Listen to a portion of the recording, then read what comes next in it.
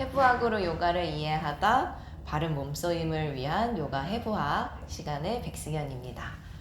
오늘 저희가 나갈 부분은 계속해서 바른 자세에 대해서 공부를 하고 있었는데 바른 자세의 마지막 기준인 실시간 나의 몸 상태죠. 우리 바른 자세 복습 한번 하고 시작할게요. 보면 먼저 요가를 함에 있어서 바른 자세란 무엇인가 했을 때 바른 자세를 정의를 할 수 있는지 스스로 자문했었죠. 그때 제가 제안한 방법은 바른 자세란 움직이든 정지 상태이든 불필요한 긴장과 통증이 없는 상태의 이런 자세가 바로 바른 자세다 라고 정의했었고, 이 바른 자세를 판단하는 기준 3가지를 배우고 있었죠. 첫 번째가 골격, 두 번째가 운동의 목적, 세 번째가 오늘 진도를 나갈 실시간 나의 몸 상태예요. 이 실시간 나의 몸 상태라는 거는 여러분 아마 쉽게 짐작하실 수 있을 텐데, 여러분의 몸 상태는 매일매일 어떻죠? 매일매일 다르실 거거든요. 같다라고 생각하시는 분들은 조금 요가 수련을 한번 깊게 해보세요. 내 몸 상태가 정말 매일매일 같은가? 사실은 특히 여성분들은 많이 느끼실 수 있는 사이클이 이제 몸의 호르몬 주기에 따라서 특히나 골반 주변의 가동 범위가 많이 달라지실 거거든요. 근데 이런 실시간 나의 몸 상태를 반영하지 않고 요가를 수련을 하시게 되면, 또 요가를 비롯한 다른 운동을 하시게 되면 어떨까요? 부상의 위험이 굉장히 커져요.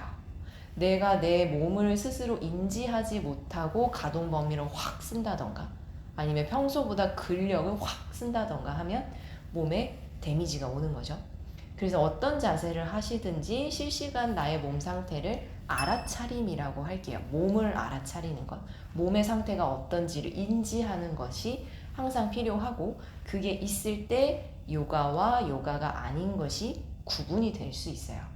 그래서 실시간 나의 몸 상태를 예시를 들자면, 하루 동안의 사이클도 있을 거예요. 아침에 일어났을 때 보통 이제 동틀 무렵이 제일 춥잖아요. 하루 중 기온이. 몸도 마찬가지인데 아침에 일어나자마자 기상 직후가 체온은 제일 낮거든요. 몸도 많이 굳어 있고 자는 동안 거의 움직이지 않았으니까.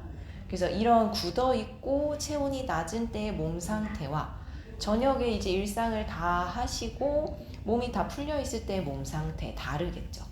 그래서 새벽 수련 같은 요가 프로그램, 어떻게 보면 일어나신 지 얼마 안 됐을 때 하는 요가의 프로그램과 저녁에 하루를 마무리하는 시간대의 요가 수련은 조금 다를 수밖에 없겠죠. 그리고 그때 나의 가동 범위도 다를 수밖에 없고, 이건 하루의 사이클이었고, 1년을 보면 어떨까요?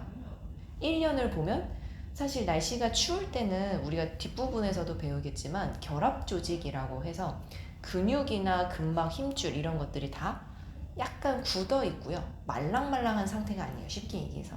그래서 이 겨울 기온이 낮을 때는 그만큼 가동 범위가 넓어지기가 힘들죠. 커지기가 힘들어요.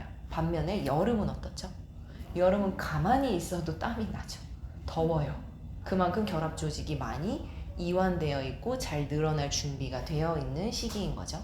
그래서 이 여름이 상대적으로 겨울보다는 몸을 이완하거나 스트레칭하거나 가동 범위를 키우기 쉬운 계절이 되겠죠. 날씨가 따뜻하기 때문에.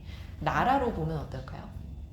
더운 날씨의 나라들이 훨씬 더 가동 범위라든가 몸이 말랑말랑해지기 쉬운 환경을 가지고 있다라고 이해를 해볼 수도 있겠죠. 그래서 이렇게 나의 몸 상태도 반영을 할 수 있고, 내가 수련하는 시기, 시간적인 거죠. 그리고 장소, 기후 같은 게 되겠죠.